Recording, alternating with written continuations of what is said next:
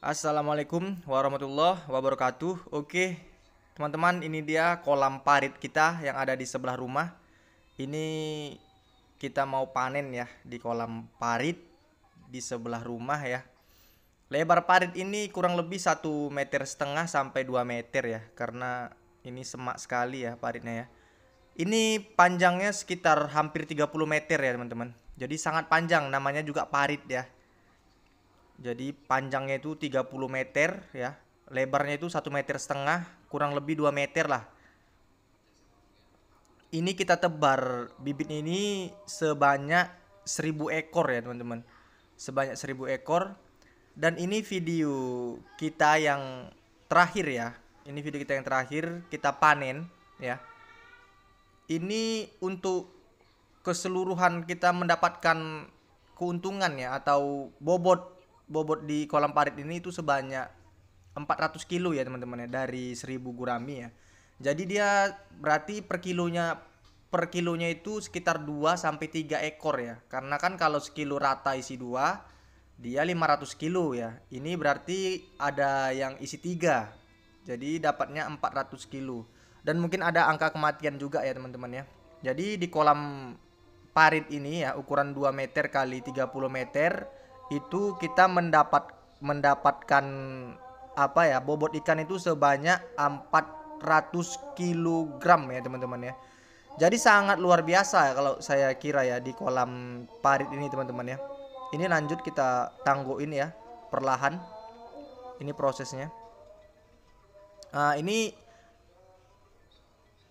udah ukuran sekilo 2 ekor ya. Ini kita sedikit kesulitan ya panen di kolam parit ini karena lebarnya nggak sampai 2 meter. Lalu sangat panjang ya. Jadi kita ambil caranya kita panen itu dari ujung ya teman-teman ya. Jadi kita istilahnya ikannya ini kita giring lah, kita giring ke satu titik ujung ini. Jadi kita coba kita giring dari ujung sana ya.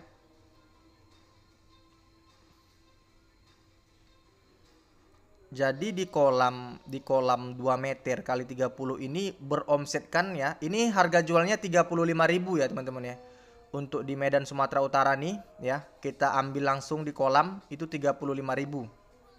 Jadi 400 kilo dikali 35.000 itu sekitar 14 juta ya teman-teman ya. Jadi sangat luar biasa ya. Budidaya di parit bisa menghasilkan 14 juta rupiah ya. Tapi harus teman-teman ketahui juga, ini pakannya full 781. Jadi harga pakannya pun sudah mahal. Dan untuk hasilnya 400 kilo itu udah cukup lah sebanding dengan harganya. Jadi kurang lebih sekitar keuntungan ini sekitar 4 jutaan ya teman-teman ya. Keuntungan bersihnya ya si pembudidaya ini ya. 4 juta sampai 5 jutaan. Jadi modalnya itu dari benih sampai pakan itu sekitar 9 jutaan ya teman-teman. Jadi keuntungan bersihnya 4 sampai 5 juta. Jadi kalau teman-teman punya kolam seperti ini atau punya kolam parit ini ada 10 kolam ya, apa nggak tiap bulan bergaji 4 juta atau sampai 5 juta ya teman-teman. Jadi gurami ini ya, kalau kita budidayanya skala banyak kolam ya, setiap bulan kita tebar benih, setiap bulan kita panen. Jadi seperti itu. Kalau kita punya 10 kolam, kan gurami ini panen 10 bulan ya. Kalau kita punya 10 kolam, setiap bulan kita tebar benih. Bulan 1 kita tebar, bulan 2 kita tebar ya, sampai ke bulan 10-nya. Lalu berputar seperti itu terus. Jadi putarannya dapat. Sebenarnya kalau yang mau main di sistem seperti versi kita ya, kita kan seperti ini ya sistemnya ya. Karena kita memiliki 27 kolam. Jadi bisa berjalan. Di kolam terpalnya ada 17 ya. Lalu di kolam tanahnya ada 10. Dan lain lagi di kolam betonnya ada lagi. Nah sebenarnya lebih 27 teman-teman. Jadi kalau pakai sistem seperti itu kita bisa panen setiap bulan ya. Memang pada awal kita memulai budidaya gurami ini ya, kesabaran yang diutamakan ya teman-teman ya. Yang kita memang kita punya modal ya. Dari awal kita punya modal besar ya. Kita ada modal. Lalu kesabarannya itu yang susah. Karena gini, kita pingin buru-buru. Misalkan kita sudah buat kolam 10 ya. kita sudah buat kolam 10, tapi yang kita isi ikan cuma satu kolam. Tunggu bulan depan lagi baru kita isi ikannya. Jadi nggak sabar terkadang gitu ya kan.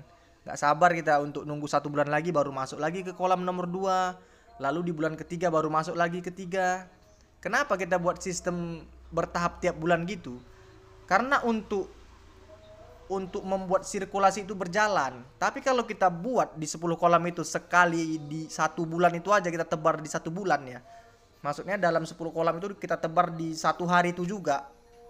Panennya bersamaan ya. Panennya bersamaan, dan untuk modal yang kita keluarkan itu sangat-sangat besar sekali, dan ketika panen kita nggak tahu ya.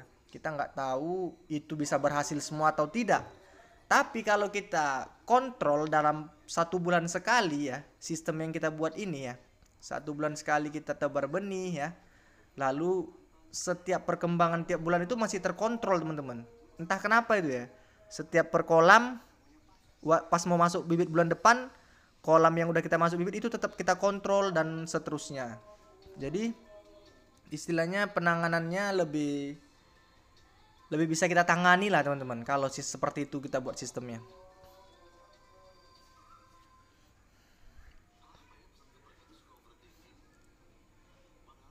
Jadi kesimpulannya ya di penjelasan saya ini ya, pada saat teman-teman ingin memulai usaha yang besar seperti kita ini ya, teman-teman itu harus membuat 1 kolam dulu ya, atau kalaupun sudah dibuat 10 kolam harus sabar. Kita tebar dulu di 1 kolam, lalu bulan depan. Jadi kita buat bertahap. Jadi sampai nanti saatnya 10 bulan, itu sudah panen kita terus tiap bulan. Kita panen di usia 10 bulan. Pada saat sudah habis ikannya kita panen, lalu kita masuk benih lagi. Jadi seperti itu terus putarannya. Bulan depannya lagi panen lagi ke kolam sebelahnya. Jadi sangat mantap ya kalau kita buat sistem seperti itu. Oke, lanjut lagi ini ke kolam paritnya ya. Ini tadi setelah kita jaring dari ujung sana ya, sepanjang 30 meter, baru sampai ini ikannya berlompatan semua ya teman-teman ya, sampai ke mari ya. Jadi ikannya sangat banyak dan mantap sekali ya teman-teman ya. Mantap sekali, sangat mantap. Wow, ikannya berterbangan ya teman-teman ya. Saking banyaknya karena sudah kita jaring dari ujung tadi ya. Sudah kita jaring dari ujung. Mantap. Ini rata-rata sekilo 2 ekor. Kemungkinan kenapa kita dapat 400 kilo ya, karena ada angka kematian ya. Karena kan kalau di kolam parit ini ya, teman-teman bisa lihat aja lah airnya seperti apa. Keruh, jorok. Karena memang ini nggak pernah ganti air, tapi setiap 2 bulan yaitu digerojok atau diberikan air tambahan dari sumur bor. Tapi teman-teman lihatlah sendiri 10 bulan kayak gini ya, 8 bulan nih, ini 8 bulan ya, 8 bulan kayak gini udah jorok kali lah airnya.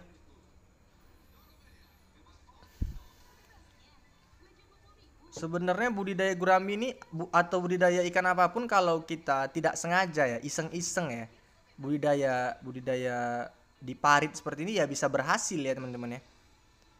Tapi kalau terkadang kalau sudah diseriusin ya banyak juga yang gagal. Pada intinya harus dipelajari dulu lah. Mau sepandai apapun, mau sedingin apapun tangan kita ya, harus kita pelajari dulu sifat ikan gurami tersebut. Karena kalau kita tidak tahu sifat atau model ikan gurami ini seperti apa ya, kita bisa gagal ya teman-teman. Jadi kalau kita sudah tahu ya model ikan gurami ini seperti apa, memang senang di air tenang ya, dan dia sangat peka terhadap air yang berubah-ubah pH-nya ya. Jadi ya harus dipelajari ya teman-teman kalau mau serius ya menekuni budidaya ikan gurami ini. Oke, mungkin penjelasannya sampai sini dulu ya teman-teman ya. Mudah-mudahan di penjelasan kali ini bisa bermanfaat buat teman-teman semua ya. bisa menambah lagi ilmu wawasan ya buat teman-teman. Salam sukses dari saya, pengusaha muda yang berkarya. Assalamualaikum warahmatullahi wabarakatuh.